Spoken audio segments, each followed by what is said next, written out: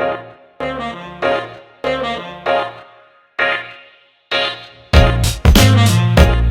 to On the Table, the daily breakfast show to jumpstart your day and fill you with everything you need from news to robust discussion and, of course, little tidbits to make life that much easier. We are your hosts, Akil Franklin. And Chantal Legal Gibson. So stay tuned and let us take you through your morning.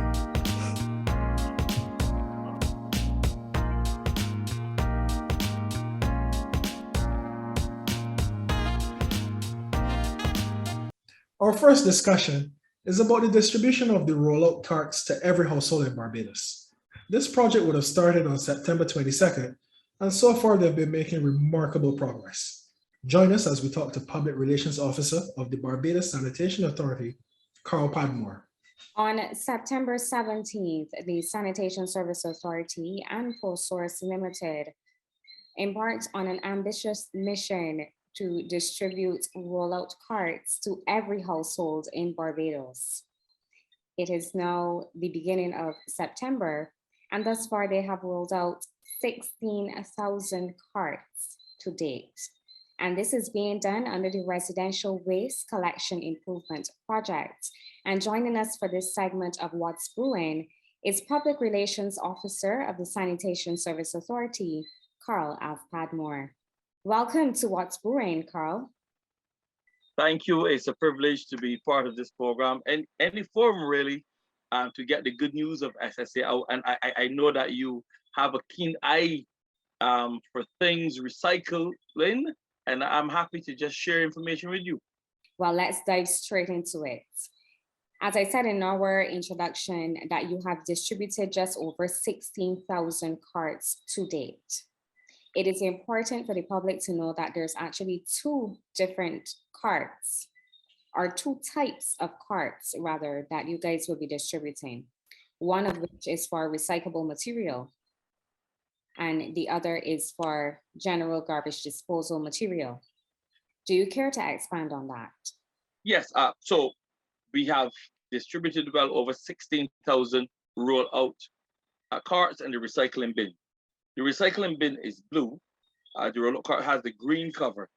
As we phase in the recycling program, which is not fully launched yet, the recycling part, we are going to be focusing on the plastic bottles.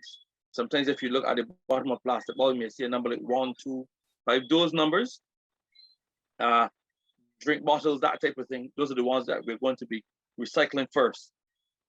The roll-out cart is really for your general household waste.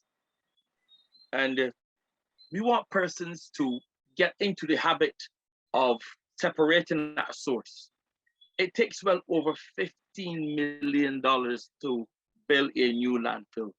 If we can start in a nice, simple way to divert some of that waste from the landfill, so you pull out the recyclable, we can extend the life of a landfill, because a landfill can live between, because we're saying live because it's alive, between 20 to 15 years. So we want really not to the next 5 years to be building a new landfill. I want you to spend a little bit more time explaining about the blue cart in particular. You mentioned separating at the source.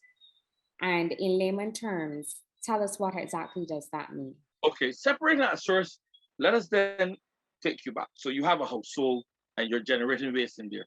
98% of what you have in your household can be recycled. And it's recyclable. We can even go as far as say it can be reused, and even go as far as to say this is Christmas coming up, even restored. So Christmas comes and people take and they place out for the garbage collector the old furniture. But is there some way that that furniture can be restored? You might want to sell it to a joiner who can restore it and then sell it to somebody who's in need. The old tire from your vehicle, you can build a swing with it. You can build a garden with it. Those plastics that you have in the house, even that you have your oil in, the roller, all of those plastics can be recycled. And even look at the tires that can melt down and turn into tar to patch roads.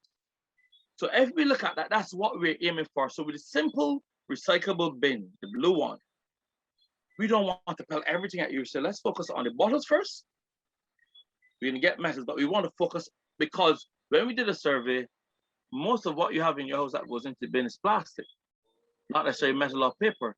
Lots of plastics from the kitchen, in your bathroom and all that. So the focus is on plastic to divert that out. So in layman terms, you take that out and you place it separate, because then it's going to go to those who are in the recycling business, instead of going to the landfill.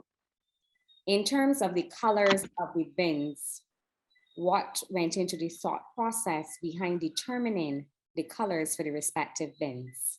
The truth of the matter is, traditionally we're accustomed to recyclables going green. But if you look in the medical field, red is also a color of recycling because they put medical waste in there. Blue is one you put different things in there. Green is also there. So they're different colors, but we're so accustomed when we think of recycling, we think traditionally of green. So there's some people that said the green should go for the bin and the blue for the car. And plus it's Barbados. But it so happened that we've decided to use one of the other colors in the recycling world. And in terms of the replacement of the carts, with the elements, there's going to be some natural wear and tear. How is Sanitation Service Authority, in partnership with ProSource, how are you guys planning to tackle it? If we recognize that the wear and tear of the vehicle is attributed to the use and the handling by our guys, we will replace it. If the wear and tear and the damage is malicious due to you not handling your bin properly and you pulling off to cover that, then you are responsible for that and you might have to replace it yourself. You see, we are going to provide a working mechanism for you. We know that through wear and tear, things can happen, but we want you to care for your mechanism as well. So it's a gift from the government to help with your garbage collection. And it's a welcome gift. Yes, and I hope you get yours soon. Yes, I hope I get mine soon as well. But if there are any tips that you would like to leave with our audience in terms of the care of the carts and also the garbage disposal, what would you want to tell our audience at this time? We want you to care your cart. Use a soft detergent to clean the cart after the garbage has been removed. In terms of soft detergent, can you be a little specific? The little squeezy you have, I don't want you to be using Clorox. That's a good example. I don't want you to be using acid. Sometimes so you can dilute even the squeezy, right? And clean it, because if you have the stuff bite in there, then it's cure. So just wash it out. We don't want you as well to place the car on a slope that you can run into the road, on a good solid platform area as well. Have it not too close to the water meter as well. So whenever guys put it back, these things can happen where they can go over and damage your water meter. We don't want that. So at least 4 to 5 feet from your meter in a safe space that our guys can remove it and place it back there without damaging the meter. At the end of the day, you can have your cart on the inside until the day of collection. It's yours, especially during hurricane time. It's yours, right? So we want you to be mindful of that. Also, this is the right time to practice building a compost, practice recycling, get the whole family, let it be a family activity. You see, recycling has to be a lifestyle. It is not, if it's not a lifestyle, then I feel like doing it.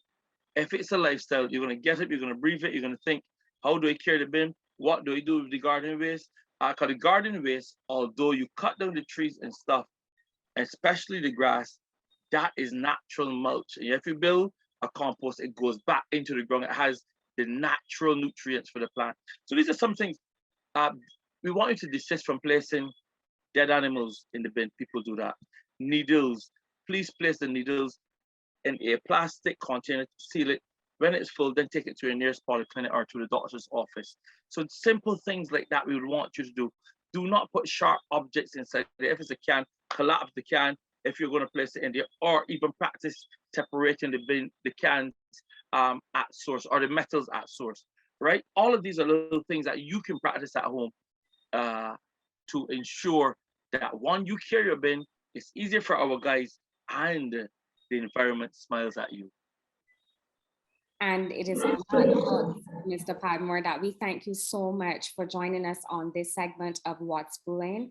You left us with some very practical tips, some that can also help us to become even more environmentally friendly. And I think that that's a wonderful note to end this segment on.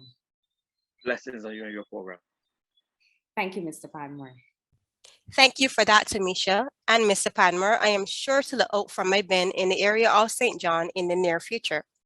We now hear from entrepreneur Brittany Ryan, the owner of skin and body company Iridescent Barbados.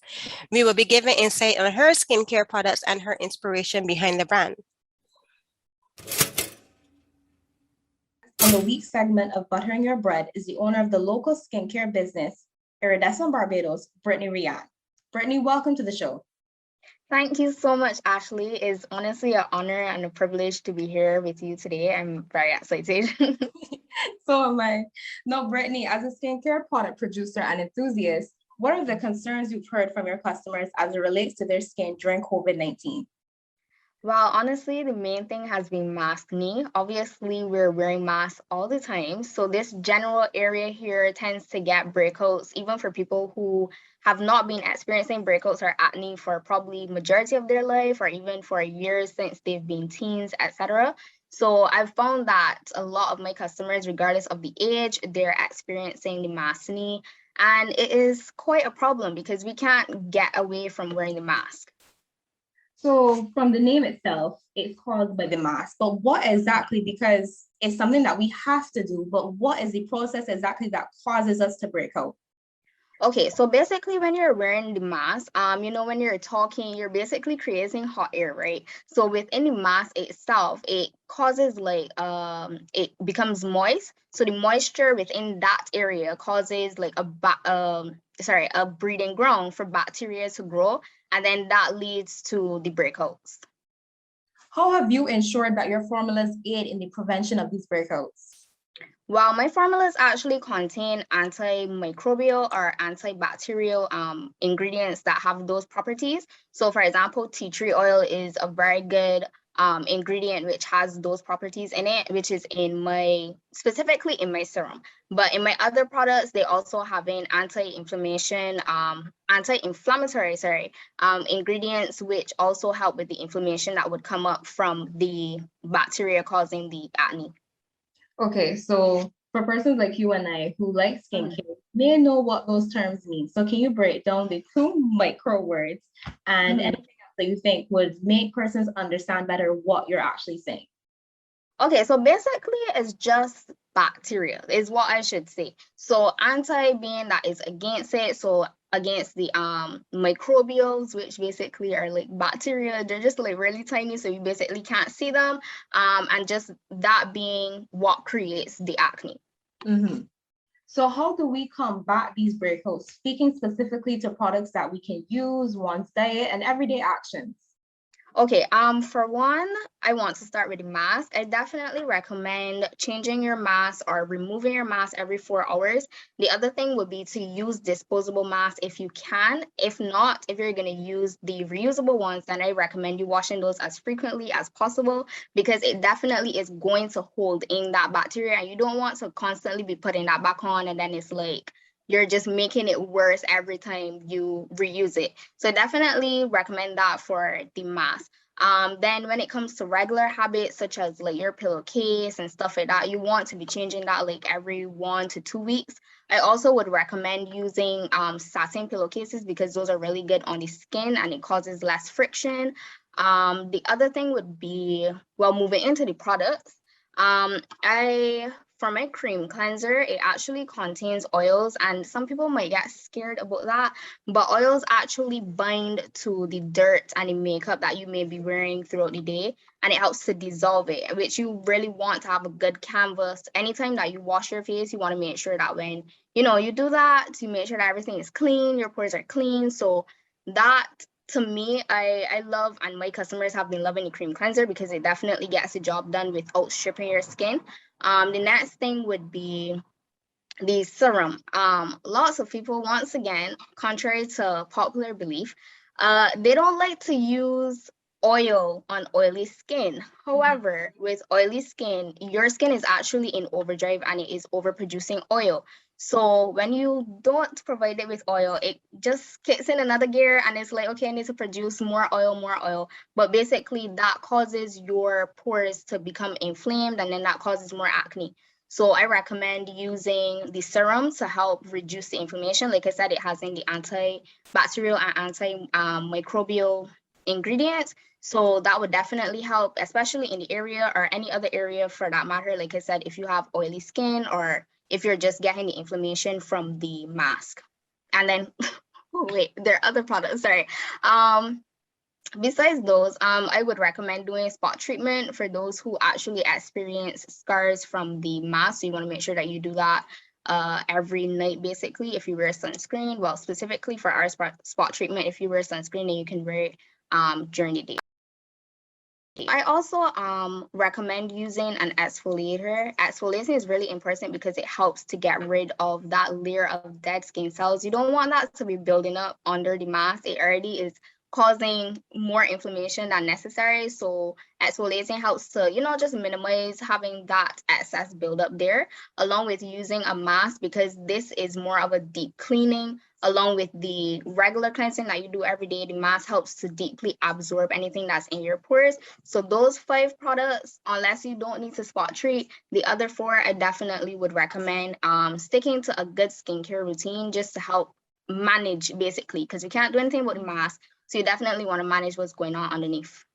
Okay, so thank you so much for educating us today. And where can persons find you? You can find me on Instagram, iridescentcosmetics.bb or www.iridescent.company. Thank you, Ashley. Brittany, I'm looking forward to trying some of these skincare products, and you're doing a wonderful job and will be an inspiration to many young entrepreneurs out there. And finally, we hear from our in-house fitness personnel, Blake Foster, as he gives us some fitness tips to stay healthy during the pandemic, because let's be honest, we've all been getting a little lazy. Hi, good night. My name is Blake Foster, and I'm here to give you some tips you can do to work out during the pandemic. So you can work out at home. If your gyms are closed, you're able to go in, get your workout, do it. You can do towel rolls. This is an example where you would wrap a towel around the pole, and you're going to do the motion of roll. So you're going to pull in and out.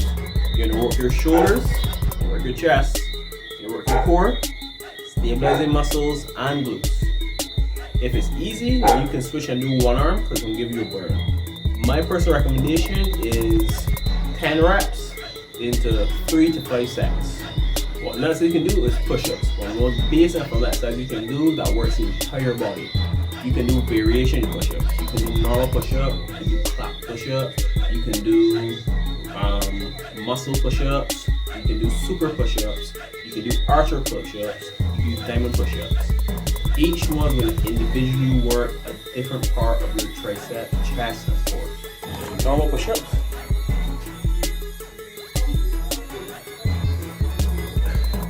Explosive flat push-ups.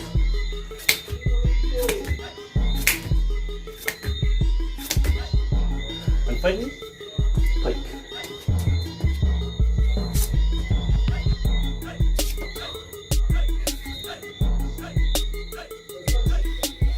Do these exercises at home and I guarantee you're going to feel the burn, you're going to get fitter, and you're going to get stronger.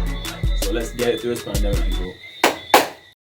So this concludes today's segment. We want to thank our team for putting this all together, and of course you for tuning in and spending time with us. Please have an enjoyable day, and we will see you again tomorrow for some more tea, eats, and treats. Bye.